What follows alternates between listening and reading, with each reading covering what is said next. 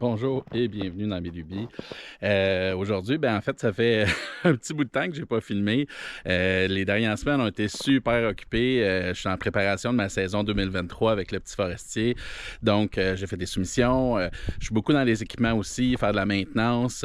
Peut-être j'ai quelques équipements, là, j'ai des teasers, mais j'ai des nouveaux équipements qui s'en viennent. Et oui, encore plus d'équipements pour faciliter la tâche à certaines jobs, puis aussi aller me chercher d'autres types de contrats. Donc, vous allez voir ça dans les prochaines vidéos. Puis, comme le titre de la vidéo le dit, c'est le temps des sucres. Une de mes lubies que j'ai commencé l'année passée. J'ai entaillé seulement que 10 érables. C'était plus pour commencer, me mettre la main dedans. Sur mon terrain à Sainte-Agathe, j'ai peut-être 75 érables qui sont relativement faciles d'accès. Puis, j'aimerais ça donc, là, cette année, j'aimerais ça en entailler 25, en ajouter peut-être une dizaine l'année prochaine. Fait qu'à tous les ans, améliorer mon setup, m'organiser un petit peu mieux. Fait que je vais vous montrer ça un peu, là, comment je suis organisé. C'est pas mal broche à foin, mon affaire. Je suis dernière minute aussi, comme bien les choses, parce que j'ai tout le temps bien des projets. Fait que là, ça va être ça cette année. Fait que je vous montre ça. Donc, première étape, il faut que j'aille entailler. J'étais un peu tard, là, on est le 16 mars. Bonne fête, ma blonde. Je suis, disons, peut-être 3-4 jours en retard. On a eu vraiment des belles températures. Puis, ça, c'est des chaudières que j'ai achetées usagées. Puis celle-là, c'était acheté neuf en plastique. J'ai des couvercles qui viennent avec. J'ai différents types de goudrelles. Fait que j'ai besoin de 2 différents types de mèches. Puis, je me suis pris ce petit traîneau-là pour amener ça sur mes pistes. Fait que je vais mettre mes raquettes. Puis, je vais aller vous montrer ça.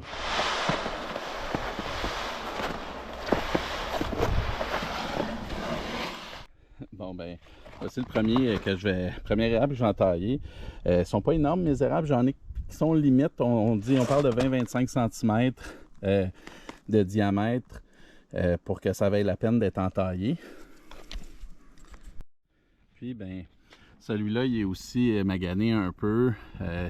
Il y a un trou, là, il est blessé. Fait que je vais essayer de me prendre en dessous de ça. Il est quand même bien en vie, là. Je les ai marqués à l'automne pour être sûr de prendre des érables qui étaient bien vivants. Puis, un petit avertissement, je suis loin d'être un expert, c'est mon deuxième hiver, j'ai lu pas mal là-dessus, mais si vous avez des suggestions, commentaires, critiques, des affaires que je fais tout croche, gênez-vous pas, mettez ça en commentaire dans YouTube, on va apprendre à la gang. Comme je dis, je mets souvent mes vidéos, je mets souvent en titre à ne pas faire. C'est plus justement parce que ça fait pas des années que je fais ça, fait que j'aime mieux vous avertir d'avance. Il y en a du monde qui connaissent pas mal ça plus que moi. Dans mon cas, j'ai acheté mes affaires en 2 batchs. J'ai 2 différents types de goudrelles. Un qui est plus petite, celle-là j'avais acheté la mèche avec. Puis celle-là plus grosse que j'avais acheté auparavant. Fait que j'ai trouvé une mèche que je crois qui est du bon diamètre. Ça c'est la petite. La grosse est là. Puis je l'ai nettoyée, aiguisée, désinfectée. C'est peut-être l'excès de zèle, mais bon. Puis, l'idée, c'est de faire le trou avec un angle vers le bas. Puis, dans le fond, de le faire à 6 cm de profondeur à peu près, fait que 2 pouces et demi. Fait que je me suis mis un morceau de tape sur ma mèche, je sais pas si vous le voyez, là, juste pour marquer c'était quoi la profondeur. Donc, on y va. Idéalement, il faut être, je pense aussi 20 cm en dessous de notre trou qu'on a fait l'année passée. Je pense que celui-là, je ne l'avais pas entaillé. Ou si je l'avais entaillé pas mal plus haut. Donc, je vais y aller comme ça ici.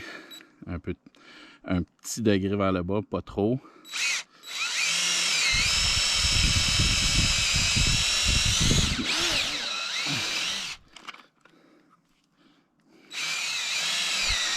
Voilà.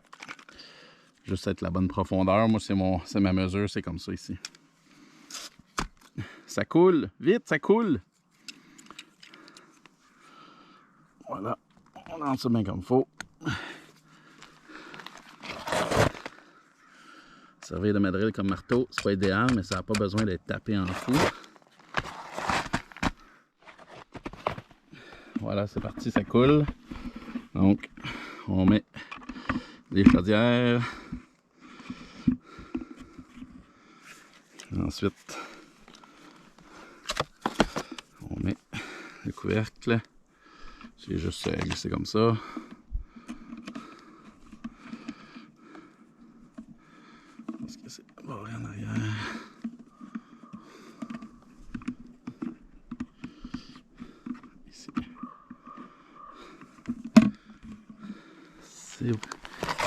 Et voilà, en voilà une de faite. Donc, 24 de plus. En voilà quelques autres de fête. On s'en va vers là. Celui-là, cet arbre-là, il est un petit peu petit, il est borderline. Je pense que je vais le faire quand même. Parce que, pourquoi pas? On va l'essayer. Je pense qu'il est assez mature, il est assez en santé qu'il va survivre à la blessure. Je l'avais entaillé l'année passée, puis il avait bien produit. Il est encore beau, fait qu'on l'essaye. C'est ce que je disais, ça c'est le trou de l'année passée. Il est quand même bien cicatrisé. Mais il faut se mettre à 25 cm, 20-25 cm de là. Fait que je vais me mettre de l'autre côté, puis je vais mettre un peu plus haut. Comme ça, on va lui donner une petite chance. Il y en a qui avaient hâte de se faire entailler. Ça coule bien. J'ai plusieurs érables rouges et argentés sur mon terrain, mais c'est surtout l'érable à sucre et un peu d'érable rouge. Donc, pour l'instant, cette année comme ça, c'est un érable, celui qui a du jaune autour, c'est ma limite de terrain. Donc, je m'en tiens aux érables à sucre cette année. Les gens disent qu'il y a un peu plus, le Brix est un peu plus élevé, puis ça coule un peu mieux que les autres, mais ça fait le même sirop. Donc, on va voir là, si je commence à manquer de tête, je vais peut-être entailler mes érables rouges l'année prochaine également.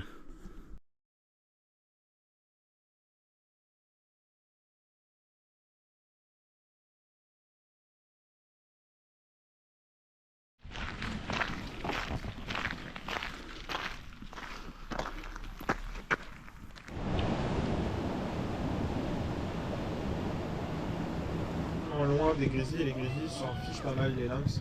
Les grizzlies sont arrivés ici quand ils avaient quelques mois, ils ont été élevés ici, et ils ont été élevés avec les lynx.